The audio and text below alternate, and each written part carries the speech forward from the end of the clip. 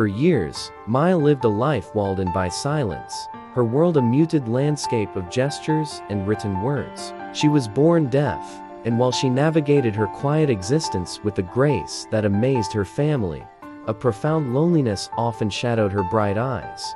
The bustling city was a silent movie she watched every day, the symphony of honking cars, hurried chatter, and street musicians, a performance she could see but never hear. She learned to read lips with fierce determination, her gaze constantly scanning faces, piecing together conversations like a complex puzzle. Yet, she always felt one step removed, an observer on the periphery of a world that danced to a rhythm she would never know. Her solace was in the park, a sprawling green oasis where she'd watch the world go by, creating stories for the strangers who passed. One crisp autumn afternoon, a man sat on the bench opposite hers. He was older, with the kind face etched with the lines of a life fully lived.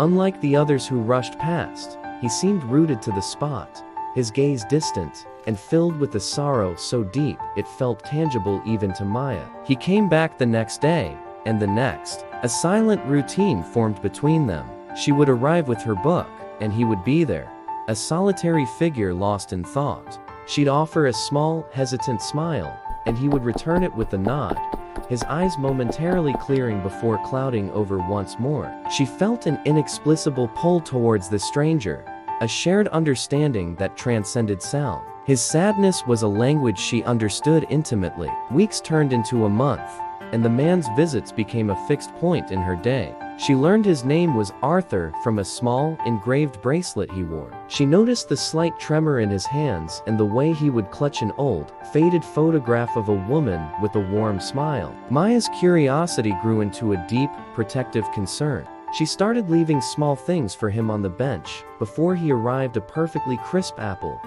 a warm pastry from the corner bakery, a single, vibrant daisy. He would always find them, a flicker of surprise, and then a gentle, grateful smile directed her way. This silent exchange became their conversation, a thread of kindness woven through the quiet air between them. They were two lonely souls in a city of millions, finding a strange, unspoken comfort in each other's presence. One afternoon, the sky was a canvas of bruised purple and gray, threatening a storm. Arthur looked more distraught than ever. He wasn't just staring into the distance. He was weeping, his shoulders shaking with silent, gut-wrenching sobs. He held the photograph to his chest, his knuckles white.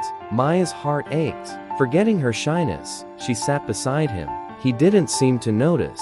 She gently touched his arm. He flinched, startled, and looked at her, his eyes red-rimmed and lost. She pulled out her notepad and pen, her hands trembling as she wrote, "Are you okay?" He stared at the words, then shook his head, a fresh wave of grief washing over him. He pointed to the photograph. "My wife, Eleanor," he finally mouthed, his voice a hoarse whisper she couldn't hear, but understood perfectly from the movement of his lips. "It's our anniversary. She's gone."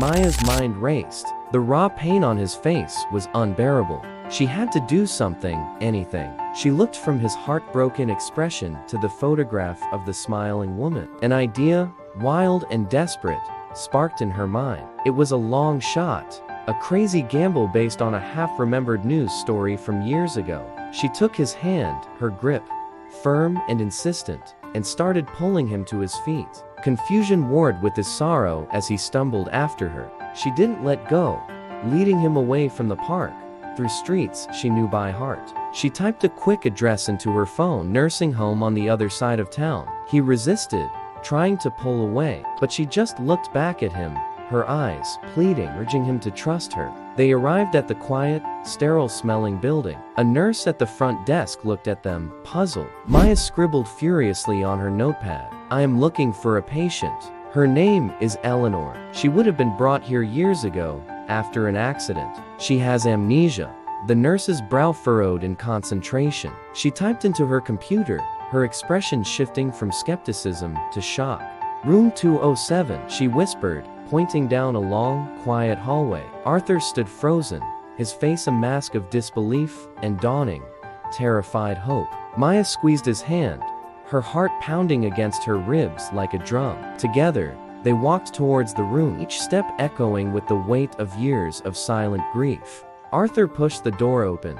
Sitting by the window, bathed in the soft afternoon light, was a woman. Her hair was grayer, her face a little thinner, but her smile, as she turned towards the door, was the same. It was Eleanor. She looked at him, flicker of confusion in her eyes, but no recognition. Arthur froze, his breath catching in his throat. He just stared, tears streaming down his face. Maya watched from the doorway as he slowly approached, holding out the old, faded photograph. "Eleanor?" he choked out. The woman looked from his face to the picture in his hand, and for the first time in years, a single, forgotten memory broke through the fog. A tear traced a path down her own cheek. "Arthur," she whispered, her voice barely audible. In that quiet room, two worlds, torn apart by tragedy and time, finally collided. For the first time in her life, standing in the doorway, watching a miracle she had made happen, Maya felt like she hadn't just observed the world's silent movie, she had directed its most beautiful scene. And in the profound silence that followed, she heard the most beautiful sound of all, the mending of a broken heart. Just me, the best. Subscribe now. Thanks for doing so. Anticipate for more.